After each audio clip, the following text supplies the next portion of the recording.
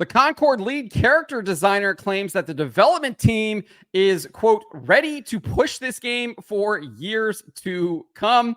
However, this game probably won't last a year, given the player numbers that we saw for both the early access and the open beta, where players are allowed to play this game for free instead of having to pay $40, which they will have to do when this game goes to sale tomorrow.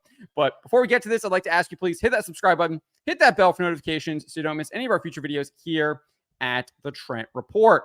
Wrote this up over at thatparkplace.com. And John Wisniewski, the lead character designer for Firewalk Studios as Concord, told PC Gamer this: Concord has so much humanity and depth to it. I really hope people give it a shot. He added, insanely proud of the game. We're strapped in and ready to push it for years to come. And as I said, this game is not going to probably last a year.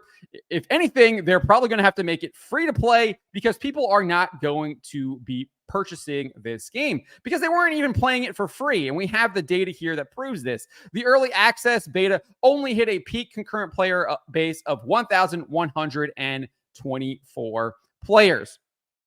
And it gets even worse. If we go down to the open access beta, where it actually opened up to an even broader base, it only hit 2,388 peak concurrent players. So that's a 112% increase. However, it's still less than 2,500 peak concurrent players. That is not good for a free open beta for a game that will cost $40.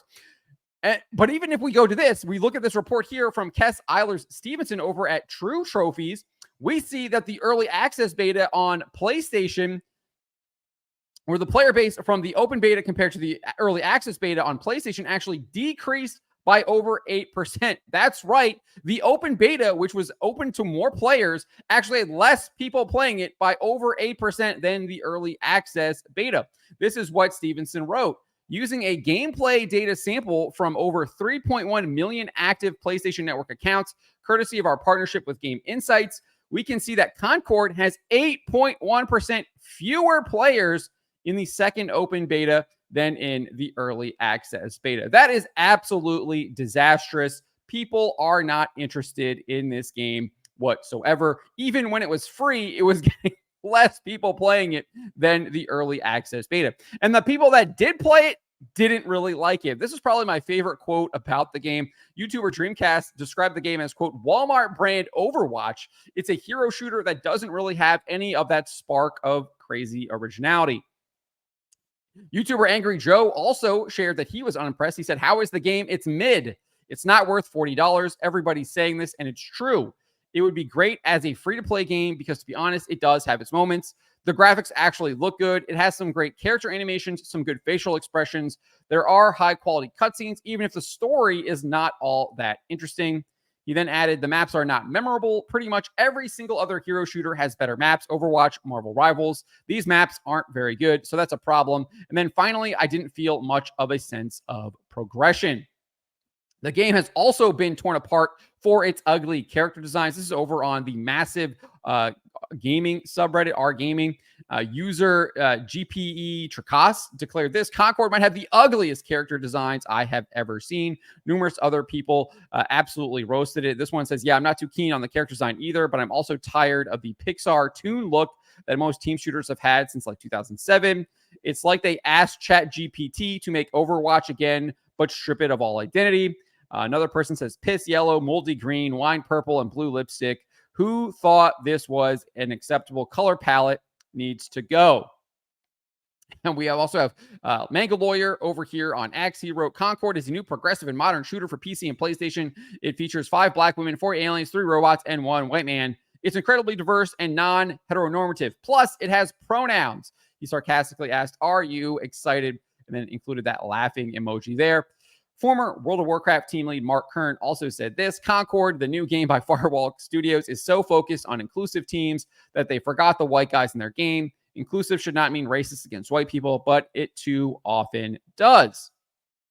We also have comments from John Wisniewski indicating that he is indeed a massive woke activist. Back in 2020, he responded to a post by former Bungie lead programmer Peter Kotevsky, who stated thinking that all white people are unconsciously racist is the same as thinking that all black people are unconsciously lazy. And this is how Wisniewski replied. This is an oversimplification.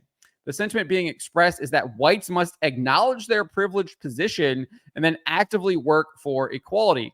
It will be hard and confronting work, but if we don't, we're complicit, and complicity allows systemic racism to persist. So you get an idea on what this guy actually thinks. Posted this June 5, 2020. We scroll down. He obviously has a back and forth here where he continues to push this absolutely disgusting ideology. And we really get an idea of what he really thinks right here, where he literally describes the justice system as white supremacy. I mean, this is a post he wrote here. September 30, 2020 says the entire thread addresses white supremacy. Proud Boys are white supremacy. Police brutality is white supremacy. The entire penal judicial system is white supremacy. It makes absolutely no sense whatsoever that the penal and judicial system is somehow white supremacy. I mean, this guy is completely unhinged, and he is the one who's thinking that they're going to be doing Concord for years to come. He's clearly living in a delusion. He was living in a delusion in 2020, and he is still living in that delusion in 2024. Unfortunately for him, reality does indeed exist, and it is going to hit him like a brick truck. Because this game is going to die. It is going to die a very, very loud and painful death. I expect the peak concurrent to probably be below 2,500. I don't think it's going to hit that. People weren't doing that for free. I doubt that they're going to be doing it when they have to pay $40. But let me know what you guys make of what John Wisniewski had to say here about the development team ready to push the game for years to come. And share your predictions on how long you think this game is going to last and what do you think the player counts are going to be. Let me know in the comments below. Remember to always be charitable, especially to each other, but to always speak the truth.